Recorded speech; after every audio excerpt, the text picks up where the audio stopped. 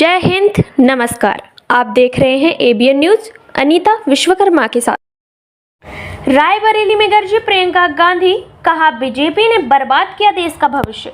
रायबरेली देश की सबसे दिलचस्प सीट रायबरेली व अमेठी में अपने घर को बचाने के लिए कांग्रेस ने पूरी ताकत झोंक दी है। पिछले 3 दिनों से रायबरेली जनपद में डेरा डालकर दोनों जनपदों में नुक्कड़ सभाओं को संबोधित कर रही प्रियंका गांधी ने शुक्रवार को सलोन तहसील क्षेत्र स्थित मटका सूची परशदेपुर सहित लगभग आधा दर्जन स्थानों पर नुक्कड़ सभाओं को संबोधित किया, जहां पर प्रियंका गांधी ने बीजेपी के साथ साथ प्रधानमंत्री पर भी जमकर हमला बोला। प्रियंका गांधी ने कहा कि भारतीय जनता पार्टी व प्रधानमंत्री नरेंद्र मोदी ने देश को 10 साल पीछे कर दिया, जिस देश एक बार फिर से बर्बादी की राह पर आकर खड़ा हो गया। इस मौके पर कांग्रेस व समाजवादी पार्टी के दर्जनों नेता मौजूद रहे।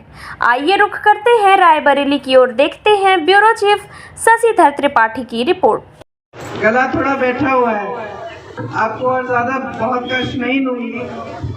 देखिए, आज तो जो देश में परिस्थितियां हैं और जो आपके संसदीय क्षेत्र में परिस्थितियां हैं, इनको समझना बहुत जरूरी है।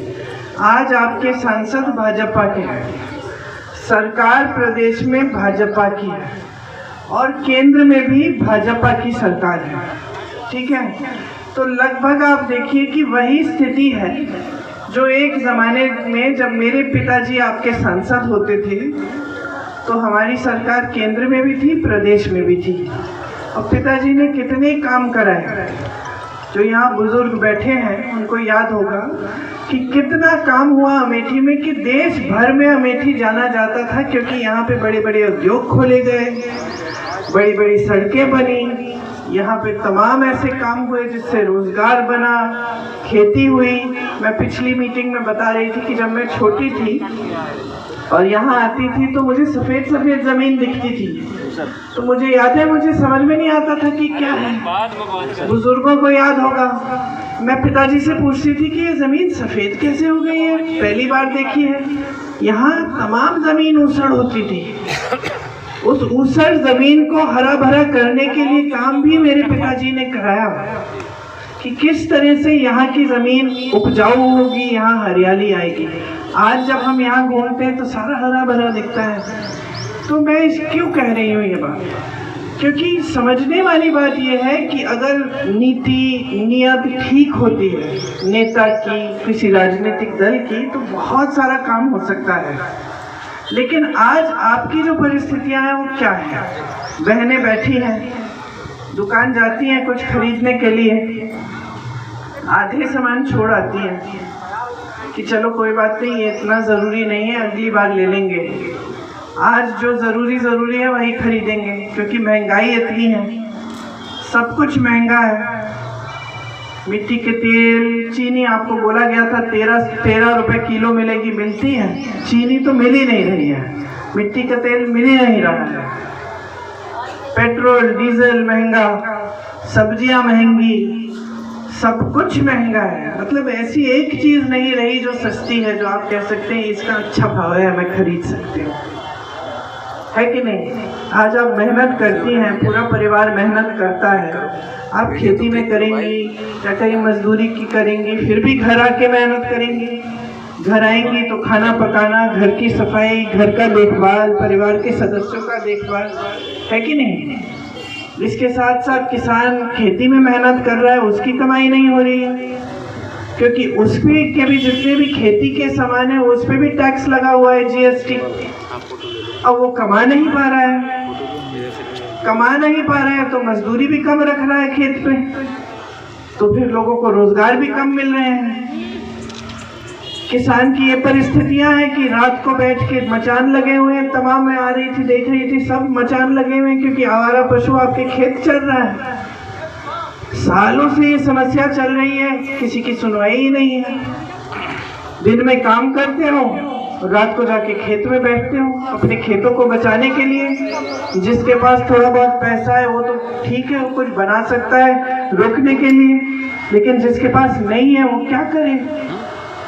आप बच्चों को बड़ा करते हो मेहनत से, शिक्षित करते हो, कभी कभी कर्ज लेना पड़ता है, बच्चे का ट्यूशन देना पड़ता है, कोई भर्ती की परीक्षा दे रहा है, कोई नौकरी के लिए कहीं इंटरव्यू के लिए जा रहा है, लेकिन क्या रोजगार मिल रहे हैं? आज अपने बच्चों का भविष्य आप बनाने की पूरी मेहनत करते हो, लेकिन सरकार की तरफ से कोई समर्थन नहीं मिलता। सरकार की तरफ से ऐसी स्कीमें आ रही हैं कि सेना की भी भर्ती जो है उसको 5 साल की कर दी है। वहां जाओ सेना में, वापस आओगे फिर से बेरोजगार, फिर से नौकरी ढूंढ लोगे। तो इतना प्रशिक्षण करते हैं बच्चे, मैंने खुद देखा अपनी आंखों से, 3-4 बजे सुबह उत्तर प्रदेश में गांव-गांव में दौड़ लगाते थे छोटे छोटे बच्चे भी कि हम अभी से लगा रहे हैं, बड़े होकर सेना में भर्ती होंगे।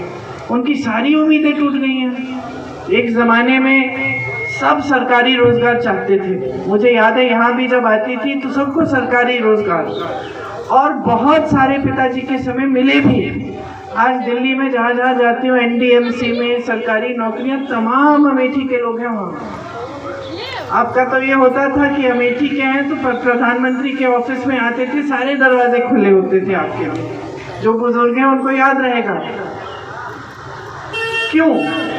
क्योंकि एक रिश्ता था सेवा का। प्रधानमंत्री थे लेकिन झुक के आपके पास आते थे, अहंकार नहीं दिखाते थे, आपके घरों में जाते थे, खुद गाड़ी चला के जाते थे। उनके बाद माता जी आई, माता जी ने खूब सेवा की, भैया आए, भैया ने सेवा की। फिर एक नई तरह की राजनीति आई क्षेत्र में। जो आपकी आज सांसद हैं वो क्या इसलिए आई कि आपके प्रति कोई प्रेम थी, श्रद्धा थी? वो तो इसलिए आई कि राहुल गांधी को हराना है। वो तो इसी एक मकसद से आई ना यहाँ, उस मकसद से आई। अब आपके घरों में घुस के दुर्दुरिया करा के कि भगवान के नाम पे वचन दो कि भाजपा को वोट दोगे, और आप ठीक है, कुछ लोग तो गुमराह भी हो गए। लेकिन समझने वाली बात यह है ना कि अगर आपके लिए वाकई कोई नेता काम कर रहा है तो भगवान के नाम पे वोट मांगेगा कि अपने काम के नाम पे वोट मांगेगा? हम लोग पिताजी के समय, माताजी के समय, भैया के समय यहाँ आते थे प्रचार करने, तो हम भगवान के नाम से वोट नहीं मांगते थे, हम काम से वोट मांगते थे। हम कहते थे कि हमने ये काम किए हैं, ये सड़क बनाई है, ये बिजली के खंभे लगवाए हैं, आपके यहाँ इंडिया मार्ट पर लगवाया है, पाठशाला खुलवाया है, रोजगार दिलवाए हैं, बड़े बड़े उद्योग लाए हैं। और फिर हम कहते थे कि हमें और काम करना है आपके लिए। यही सही राजनीति होती है। गलत तरह की राजनीति आपके जज्बातों का इस्तेमाल करती है, और उससे सिर्फ नेता का फायदा होता है, क्योंकि नेता अपने लिए ये परिस्थिति बना देता है कि भैया मुझे काम करने की जरूरत है नहीं, चुनाव आएगा कोई काम तो पूछेगा नहीं मेरा, मैं तो धर्म का नाम। पूर्व प्रत्याशी विधानसभा सलोन। भैया जगह जगह प्रियंका गांधी जनसभा को संबोधित कर रही है, जैसा कि रायबरेली, आज सलोन, कई विधानसभा, तो उससे क्या लग रहा है, क्या पता लोगों को, जनता में? आपको बताने की जरूरत है, मुझे लगता है जिस प्रकार से अमेठी में जनता में उत्साह दिख रहा है, निश्चित ही वर्तमान सांसद स्मृति ईरानी की विदाई तय है, क्योंकि उन्होंने देखिए 5 साल में अमेठी में विकास के नाम पे कोई काम नहीं किया। एक काम उन्होंने किया है, अमेठी में कांग्रेस पार्टी द्वारा जो भी सरकारी संस्थाओं का स्थापित किया गया उसको बंद करने का काम बखूबी स्मृति ईरानी ने इन 5 सालों में किया। तो अमेठी की जनता, अब वो समय आ गया है जो उन्होंने 2019 के चुनाव में वादे किए थे। वादे क्या था? 11 रुपए किलो चीनी देने की बात कही। अमेठी की जनता पूछ रही है कहाँ है 11 रुपए किलो की चीनी? 11 रुपए किलो चीनी देने की जगह आज 42 रुपए 43 रुपए किलो चीनी में आवारा पशु किस प्रकार से घूम रहे हैं। हमारे किसान भाई परेशान, रात दिन चौकीदारी कर रहे हैं किसानों की। बात करती है 5 किलो अनाज देने की। आप बताइए, कांग्रेस की सरकार में 35 किलो अनाज मिलता था, साथ में कोटे में चीनी और मिट्टी का तेल मिलता था। ये स्मृति ईरानी ने बंद करने का काम किया। तो निश्चित ही 2024 में कांग्रेस पार्टी के प्रत्याशी श्री किशोरी लाल शर्मा भारी मतों से जीतने जा रहे हैं। अमेठी की जनता को क्या लग रहा है? आप देख लीजिए, अमेठी की जनता में जो रुझान है, जो विश्वास है, जो लोगों के प्रति, कांग्रेस के प्रति प्यार है, हर अमेठी की जनता ये चाह रही है। जो 2019 में किसी भी प्रकार से गुमराह हो गई थी, उसको छला गया था या झूठे वादों में फंसाया गया था। अमेठी की जनता सजग हो गई है ईमानदारी से। राहुल गांधी के द्वारा जो प्रत्याशी किशोरीलाल शर्मा है, जो अमेठी और रायबरेली 40 वर्षों से सेवा कर रहे हैं, उनके साथ है।